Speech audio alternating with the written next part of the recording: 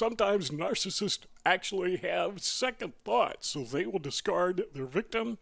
The person they have been devalued, they will discard you. They're done with you, and then they have the second thought. Well, maybe I can manipulate these people some more. Maybe I got rid of this person prematurely.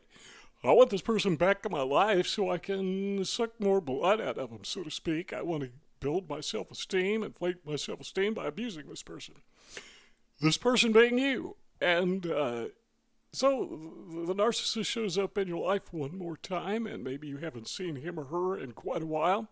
Maybe it's been weeks, months, even years. And so the hoovering process, what they call this, where they try to suck you back in like a vacuum, it begins, and there they are on your doorstep, or there they are sending you text, or there they are maybe even making phone calls, or sending you emails, or direct messaging you, trying to friend you again on Facebook, whatever, trying to pull you back in. And hopefully it doesn't work, but a lot of times it does work. And we're going to talk about that. We got 4 points. Number 4 is we're going to explain why we actually give in to this silliness. And a lot of times we do. I got to admit that I don't know, once there was an absolute positive final discard and I finally caught on to who this guy was, there would be no more hoovering. But over the years, yeah, this guy would come and go, a friend, and I didn't know he was a narcissist. So when he came back and, yeah, I'd befriend him again. So I fell for it a few times. But, why is it that a narcissist will just totally give up on you? No more, there's a final discard. A final discard, and there is no more hoovering of any kind, period.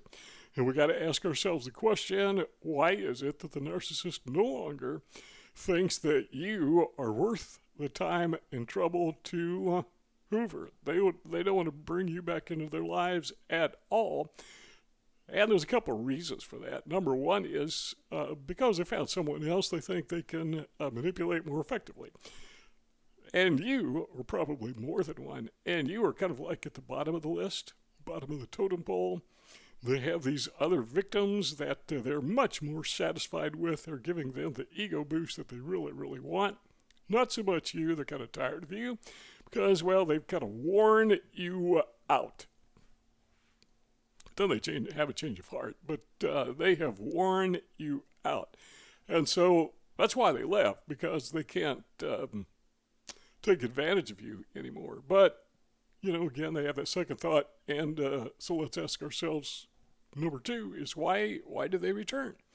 And the reason is, after they go and abuse other people and take advantage of other people, defraud other people, devalue other people, they stop and remember you, and they remember, you were just a first-class victim.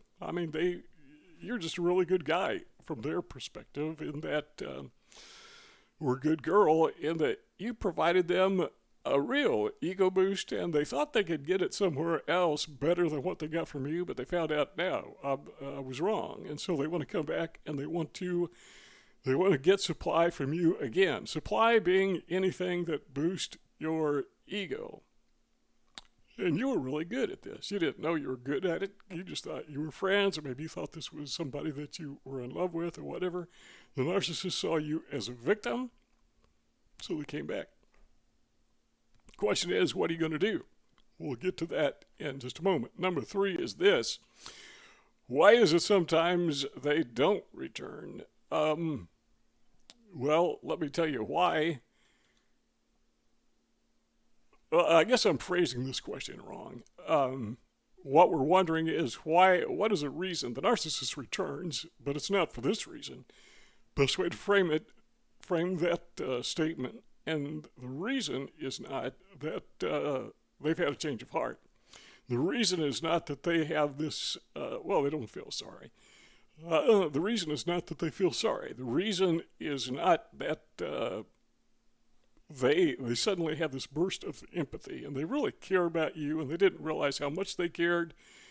But they may say that. That's part of the hoovering process. That's part of the new love bombing. Oh, I was such a mistake. I was such a fool. I didn't realize what an idiot I was because I loved you so much, or you were such a good friend. They may even say that. And it sounds very believable, because I got to tell you, There have been people that I had in my life in the past, and they're no longer in my life. And, I could kind of kick myself for not maintaining a relationship with these people. So that actually happens. But with a narcissist, oh man, they're just pretending, they're faking it. I mean, there are some people I'd love to go to and say, look, I'm sorry, I owe you a huge apology because I could have been a better friend, or I could have been a better sweetheart. Actually, it could have been a lot better. But I love to tell those people that, but they're like, I don't even know if they're still alive. They're probably in their 70s by now. But the narcissist, he knows how to fake that. And because of that, he or she is very believable.